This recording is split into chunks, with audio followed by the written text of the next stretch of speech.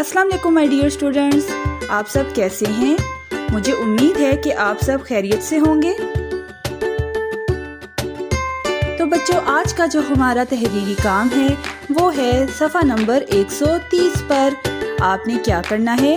آپ نے سوال نمبر 4 کا جز الف اور ب اپنی کتاب پر مکمل کرنا ہے۔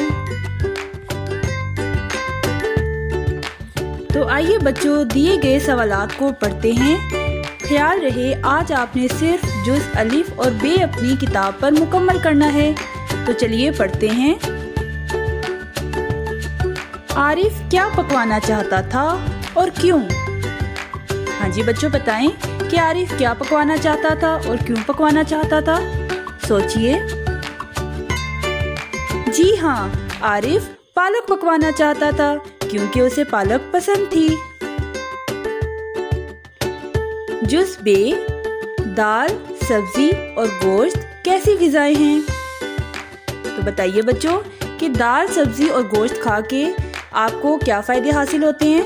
آپ صحت مند رہتے ہیں، چاق و چوبند رہتے ہیں، تندرست رہتے ہیں۔ تو دال، سبزی اور گوشت مفید غذائیں ہیں۔